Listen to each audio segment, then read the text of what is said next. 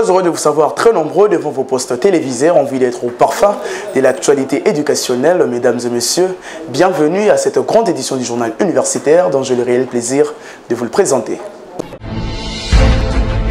Débutons ce journal par la conférence débat placée sous les thèmes « Interaction entre la réglementation juridique du secteur minier et la recherche des ressources minérales » co-organisée le samedi dernier par le Café juridique et la délégation facultaire de droit de l'université de Kinshasa. Cette messe scientifique a eu lieu dans la salle Monekoso et c'était en présence du ministre de Mines et du recteur de cet établissement. Jordan Kabengele pour les reportages. Initiée par le Café juridique et la délégation facultaire de droit de l'Université de Kinshasa, cette conférence sur l'interaction entre la réglementation du secteur minier et la recherche des ressources minérales a réuni le samedi dernier dans la salle Monekoso le recteur de l'Université de Kinshasa, le professeur ordinaire Jean-Marie Kaïmbentumba, la ministre des Mines Antoinette Samba Kalambaye, l'inspecteur général de Mines, le professeur Dona Kampata et le directeur général du cadastre minier, Camille Ansigle, envie d'échanger avec l'assistance sur les 10 thèmes. Tout a commencé par les mots du professeur ordinaire Jean-Marie Kayembe, recteur de l'UNIKIN, qui a circonscrit cette conférence débat en ces termes. Je suis donc réellement fier du café juridique pour ce que nous venons de voir. Mieux encore, c'est des étudiants de 3e année. Il y en a de première année qui commencent pour dire aux âmes bien-nées la valeur, elle n'attend point le nombre des années. En tout cas, moi, je me suis senti devant une plaidoirie réelle, interpellant les décideurs éventuellement de notre pays. Madame la ministre, qui est juriste de formation elle-même, a certainement vu qu'à l'université de Kinshasa, après elle, tout n'est pas mort. Il y a encore une jeunesse qui ne mérite qu'une chose, d'être accompagnée. Suivi du mot du délégué facultaire de droit et du président du café juridique de cette même faculté, l'étudiant David Chibangu Lukanda, qui, en remerciant les invités et les partenaires qui ont contribué pour l'aboutissement et la réussite de cette activité, a par après épinglé les objectifs de cette conférence. Nous avons initié cette activité pour permettre aux étudiants membres du café juridique de s'imprégner du cadre juridique du secteur minier. C'est également de moyens que le gouvernement met en place pour parvenir à vulgariser ce secteur qui est florissant mais peu connu par le monde des étudiants. Nous sommes très contents de l'activité parce qu'ils sortent de cette salle avec une connaissance bien tracée et très bien caricaturée. Oui, en effet, les intervenants l'ont démontré par leurs interventions. Il suffit simplement que certaines fraudes qui ont été constatées avec le permis d'exploitation irrégulier puissent être corrigées et vous remarquerez que cette intervention sera très évidente. Ça permettra à ce que le recette congolaise puisse se renflouer et permettre à l'État de pouvoir décoller. Ici est de souligner que 3 interventions de haute facture ont été au centre du débat. Les cas de l'impact du code minier abordé par la ministre de Mines Antoinette Samba Kalambaye, la République démocratique du Congo dans la course vers l'approvisionnement responsable en minerais par le professeur Dona Kampata, inspecteur général du cadastre minier, et le thème général par le directeur général du cadastre minier, Paul Yenga Mabolia. Ces interventions ont démontré noir sur blanc que le secteur de mines contribue au budget national à la hauteur de 45% grâce à la révision du code minier et l'interaction entre la réglementation du secteur minier est possible grâce aux innovations initiées dans ce secteur à l'instar de la nouvelle direction des études au sein du cadastre minier et la mise en place de l'inspection générale du cadastre minier qui vont travailler en synergie pour quantifier les ressources naturelles que regorge la RDC dans son sous-sol. Ce n'est pas le seul acte dans le cas de notre pays. Il en existe plusieurs autres. Avez-vous déjà entendu d'arrêter loi? Dans les droits objectifs congolais, ça existe. de la recrudescence des pathologies inhérentes à l'eau, hygiène et assainissement dans l'environnement urbain de Kimbontseke à Kinshasa, plaidoyer en faveur de l'éducation à la santé pour le développement durable. C'est l'intitulé de la thèse de doctorat soutenue publiquement par le docteur Emery Kafinga Luzolo de la faculté de pédagogie et de didactique des disciplines de l'Université pédagogique nationale. C'était le week-end dernier. Georges Nzilumbi et Blaise Mboucha pour le reportage. C'est avec brio que le docteur Kafinga Luzolo Emery de la faculté de pédagogie et de didactique des disciplines de l'Université pédagogique nationale a soutenu publiquement sa thèse de doctorat intitulée « De la recrudescence de pathologies inhérentes à l'eau, hygiène et assainissement dans l'environnement urbain de Kimbontseke à Kinshasa, plaidoyer en faveur de l'éducation à la santé pour le développement durable ». Devant un jury composé des éminents professeurs, le récipiendaire a stipulé qu'aucune vie n'est possible sans eau. Les animaux, les plantes, les micro-organismes ont tous besoin d'eau pour se multiplier et s'accroître harmonieusement. Les hommes ont aussi besoin d'eau en qualité et de bonne qualité, car l'eau constitue le véhicule le plus commun et le plus important de la transmission de maladies. L'insuffisance de l'eau, a-t-il poursuivi, les manques d'hygiène et l'assainissement est la cause primaire de maladies comme le choléra, la fièvre typhoïde, les hépatites infectieuses qui sont responsables des décès chaque année dans le monde. Cependant, l'amélioration de la qualité de l'eau, de l'assainissement et de l'hygiène permettra de réduire considérablement la propagation de ces maladies et de plusieurs autres. Cela peut être possible en créant entre autres les activités génératrices de revenus, la mise en place des interventions durables liées à l'eau potable, à l'hygiène et à l'assainissement, la prise en charge médicale des cas. Les gens doivent retenir que l'insuffisance d'eau, le manque de l'hygiène et d'assainissement entraîne la salubrité. Ça entraîne la recrudescence des pathologies qui amènent à des décès dans le monde. D'où il faut savoir rendre son environnement potable, l'environnement sain, l'eau saine, de bonne qualité, la bonne hygiène et un bon assainissement, on fuit les maladies. Après évaluation minutieuse du travail et la délibération du jury à huis clos, l'impétron a réussi avec mention la plus grande distinction. À cet effet, la toge, l'insigne de l'UPEN et les diplômes lui ont été conférés par le secrétaire général à la recherche pour la jouissance de son titre de docteur en didactique des disciplines, spécialité sciences de la santé.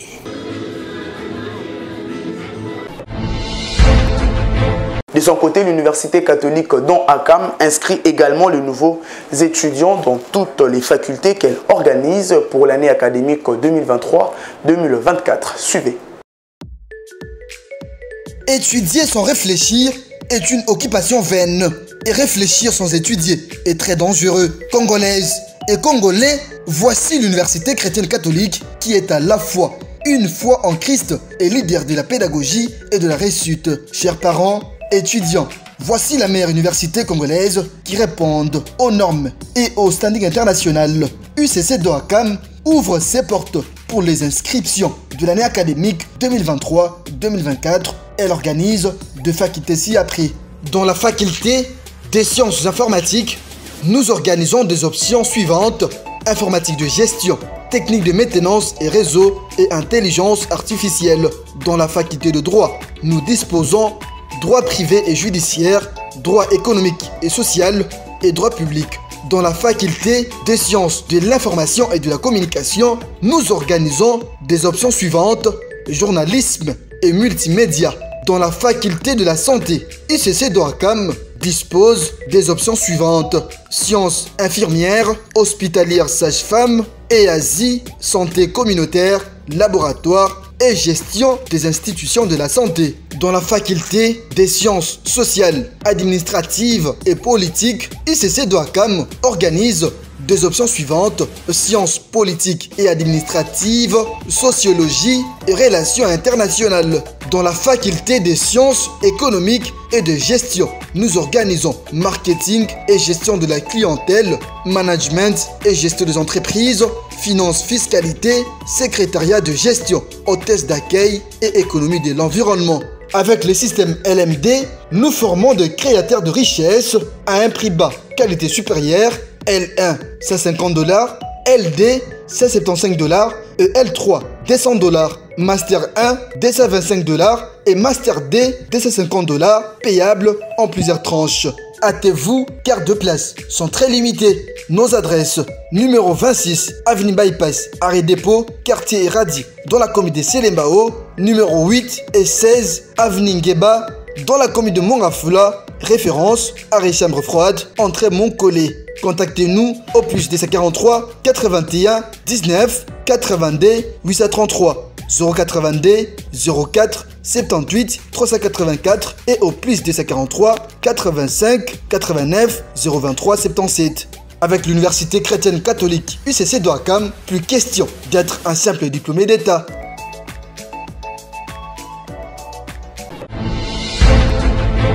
Un autre sujet à présent, double cérémonie de la 3e promotion de collation des grades et clôture de l'année académique à l'université Maznod. Au total, 74 lauréats ont été conférés les grades académiques par le professeur Père Maker Manimba Mané, recteur de cette institution de l'enseignement supérieur et universitaire catholique. Cette double cérémonie a été organisée le week-end dernier au sein de cet établissement. Témoin de l'événement, Tonton Biongo.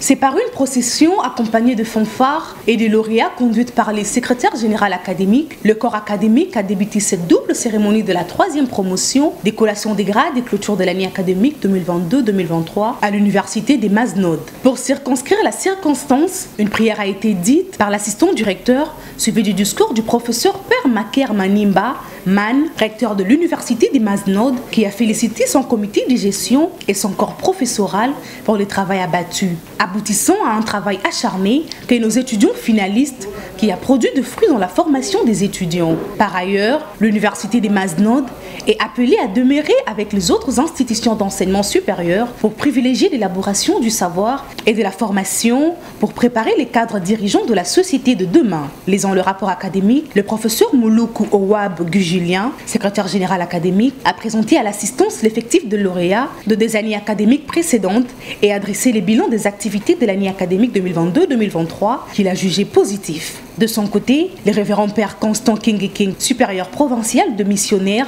Oblat des Marais Immaculés du Congo, a retracé l'histoire de la mutation de l'Institut Saint-Jean de Maznod, l'Institut de théologie, en l'université, tout en soulignant la mission du missionnaire Oblat des Marais Immaculés du Congo, et a invité les lauréats d'être les ambassadeurs de l'université des Maznod.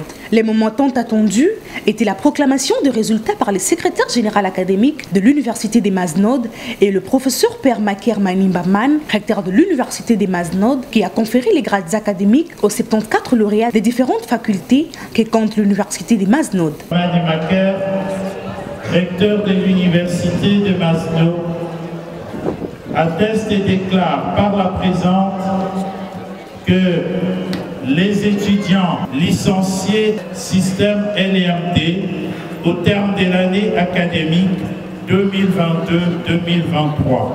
Le présent attestation leur ont été établies pour valoir ce que de droit en attendant les diplômes entérinés qui seront délivrés par le ministère de l'Enseignement supérieur et universitaire. Ici est de noter que 5 moments forts étaient au rendez-vous au cours de cette double cérémonie de la 3e promotion de collation des grades et clôture de l'année académique 2022-2023, notamment le mot de bénédiction de parents aux lauréats, la manifestation de joie par les parents et les sermons de fidélité par les lauréats et l'ambiance.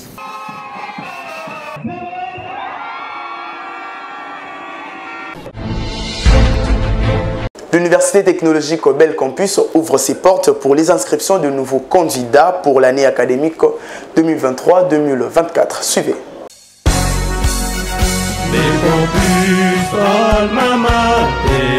Chers diplômés d'État, vous qui souhaitez embrasser les études universitaires, voici l'opportunité à ne pas manquer. L'Université technologique Bel Campus vous invite à prendre déjà vos inscriptions pour l'année académique 2023-2024 émaillée du système licence, master, doctorat. Disposant un corps académique de haute facture scientifique et des bâtiments répondant aux normes internationales, l'Université technologique Bel Campus vous propose les enseignements de qualité dans les facultés suivantes: médecine humaine, droit, sciences économiques de gestion, sciences informatiques, sciences sociales, politique et administrative, sciences de l'information et de la communication, agronomie, foresterie et sciences de l'environnement. Prenez votre inscription en première licence LMD en apprêtant les éléments du dossier, à savoir un formulaire d'inscription dûment rempli, une photocopie des diplômes d'État certifiés conformément à l'original ou une attestation tenant lieu du diplôme d'État, le bulletin de 5e et 6e secondaire, l'attestation de naissance, une photocopie de la carte d'identité et 4 photos passeports, mais aussi un certificat de bonne vie et mœurs. Le relevé des cotes pour les promotions montantes et l'attestation de fréquentation de l'université de provenance. Pour tout contact, appelez-nous entre 9h juste et 16h juste via ces numéros. Plus 243 85 128 71 22, soit au plus 243 85 10 80 577. Venez assurer votre avenir en vous inscrivant à l'Université technologique Bel Campus pour l'année académique 2023-2024 à la 8e rue industrielle, numéro 17, commune de Limete. UTBC, le choix idéal pour une formation de qualité. L'Institut supérieur technologique de Kinshasa n'est pas resté indifférent pour inscrire le nouveau candidat pour l'année académique 2023-2024 dans toutes les facultés qu'elle organise. Suivez. Institut supérieur technologique de Kinshasa, USTK procède à l'inscription du programme LMD 2023-2024. USTK inscrit les nouveaux étudiants dans les filières suivantes: cycle de licence, soins généraux, imagerie médicale, technique des laboratoires, sciences, technologies, arts et métiers, coupe-couture, modélisme et esthétique, électromécanique, secrétariat de direction et bureautique, électricité industrielle, informatique de gestion, technique de maintenance. Cycle de master, sciences de la santé, enseignement et administration en soins infirmiers, imagerie médicale, sciences, technologie, arts et métiers, technique d'habillement, management et marketing de mode, système d'information et administration de base des données, télécommunications et administration réseau. USTK forme des cadres compétents, efficaces en technologies nouvelles et modernes. Venez vivre la réalité sur l'avenue Makanza, 156, quartier 24 novembre dans la commune de Ngiringiri. Hâtez-vous car les places sont limitées. Parlons aussi dans cette édition de la double cérémonie du culte d'Action des Grâces et du vernissage du livre intitulé « Comment aimer sans divorcer, comprendre la jeunesse, l'amour, la sexualité et la Bible ». Cet ouvrage de Monseigneur Idor Niamouké était baptisé par le recteur de l'université protestante au Congo, le professeur Bibi Bikan. Cette cérémonie s'est déroulée au sein du centre baptiste d'Oxadeo, situé dans la commune de Kasavubu. Nisha Kalunga et Blaise Moucha pour le reportage. Cette double cérémonie du culte d'Action des Grâces, organisée en mémoire de l'épouse du Monseigneur Idor Niamouké, Maman Suzanne Kitambala Niamouké, et le vernissage du livre du Monseigneur Niamouké a réuni plusieurs fidèles, membres du corps du Christ, pasteurs et autres personnalités au centre baptiste d'Oxadeo, situé dans la commune de Kassavou. Après exhortation et témoignage de fidèles rendant gloire à Dieu, maître de temps et de circonstances, l'heure était au baptême de l'ouvrage de Monseigneur Idor Niamouké, intitulé « Comment aimer sans dévorer, comprendre la jeunesse, l'amour, la sexualité et la Bible » par le professeur Kwim Bibi Bikan, recteur de l'université protestante au Congo. Toi, ouvrage intitulé « Comment aimer sans dévorer, comprendre la jeunesse, l'amour, la sexualité et la Bible » va pour travers les avenirs les quartiers, les communes de la ville de Kinshasa traversent toutes les provinces et que le Saint-Esprit puisse convaincre le lecteur et lectrice de ces livres sur la sexualité avant le mariage et ses conséquences. Cet ouvrage est mis à la disposition de la jeunesse congolaise et parents pour mieux comprendre et gérer sa sexualité selon le Seigneur Jésus-Christ. Le livre apprend à tout le monde que la sexualité avant le mariage est un péché, c'est une malédiction. Et le livre va nous enseigner aux jeunes, aux parents, que la sexualité a des conséquences néfastes avant le mariage, la sexualité dans le mariage et comment vivre une vie nouvelle avec Jésus-Christ. Monseigneur Idor Niamouké a, à son tour, remercié toutes les personnes qui ont contribué à la réalisation de ces livres. Il est en outre revenu sur le point du jour. La journée d'aujourd'hui, en fait, c'est une célébration en mémoire de mon épouse qui est décédée l'année passée.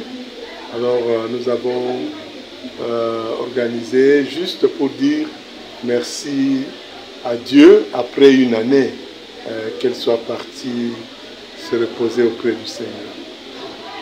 Mais aussi nous avons profité de cette occasion pour le vernissage du livre Comment aimer sans dévorer. C'est un livre destiné aux jeunes pour qu'ils puissent comprendre ce que c'est l'amour, la sexualité et ce que la Bible dit à propos de ça. L'ouvrage contient 120 pages avec 7 chapitres où nous parlons pourquoi nous devons parler de la sexualité à la jeunesse. Parce que beaucoup sont ignorants et il y a ceux qui tombent dans le piège de l'ennemi. C'est ainsi qu'en tant que parents, nous avons pris la décision de laisser un message aux jeunes à travers ces écrits. Qui commence bien et finit bien, dit-on. Cette activité s'est clôturée par la vente aux enchères du dit livre dans un climat serein.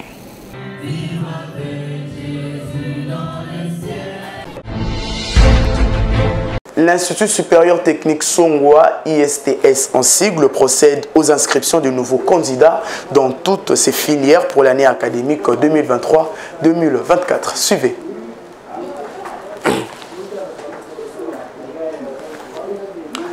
Chers futurs innovateurs et passionnés dans le domaine technique, sanitaire et financier, l'Institut supérieur technique Songwa, ISTS en cycle, vous invite à s'inscrire pour l'année académique 2023-2024. Nous vous offrons le cadre idéal pour explorer, apprendre et grandir dans un environnement où l'innovation est la norme et où chaque étudiant a le potentiel de transformer des idées en réalité. Pourquoi choisir l'ISTS ? Excellence académique. Bénéficier d'un enseignement de premier plan dispensé par des professeurs chevronnés et des professionnels de l'industrie. Des opportunités de carrière. Préparez-vous à exceller sur le marché du travail grâce à des stages, des projets pratiques et un réseau professionnel dynamique. Et un environnement inspirant. Immergez-vous dans une culture où l'ambition et l'inspiration sont encouragées, vous aidant bien sûr à atteindre vos objectifs professionnels et personnels.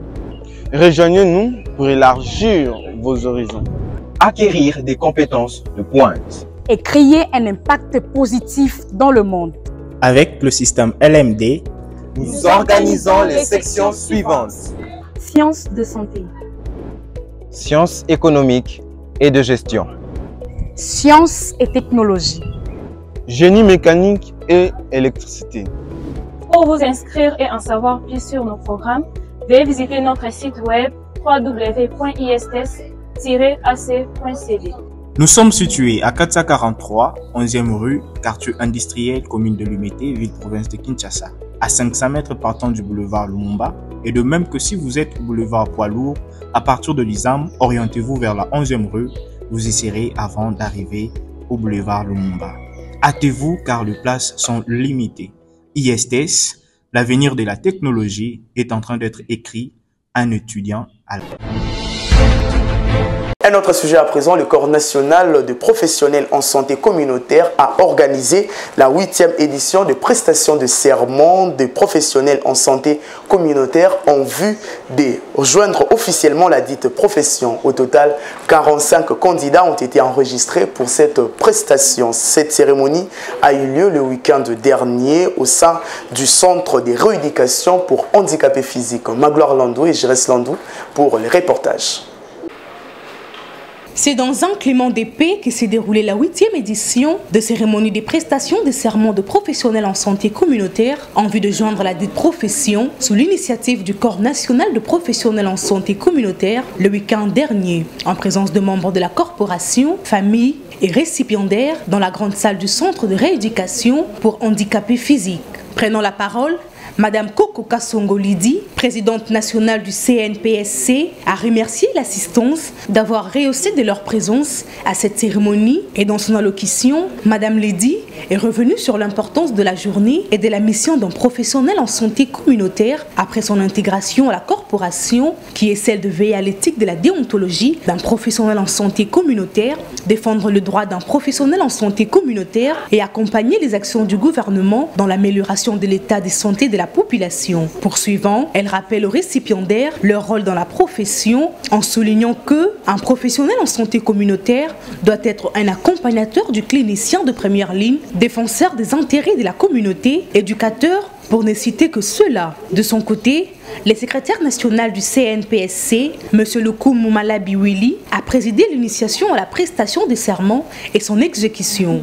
Moi, Yapa Jonathan, je m'engage solennellement devant Dieu, mes chers conseillers et confrères, et en présence de cette assemblée, de participer à promouvoir, préserver et maintenir la santé des personnes en tant que bien commun dans toutes leurs dimensions. Satisfaite du déroulement de la cérémonie, Madame Coco Kassongo Lidi s'est exprimée en ces termes. Nous étions dans la cérémonie d'accueil de nouveaux membres dans la grande famille santé communautaire où le nouveau venu prête serment d'un professionnel en santé communautaire. C'est une initiation à l'éthique et aux devoirs qui les attendent dans l'exercice de leur profession. Nous devons connaître que la santé communautaire émerge dans notre pays. Ce n'est pas quelque chose qui a commencé dans notre pays, mais qu'on a introduit.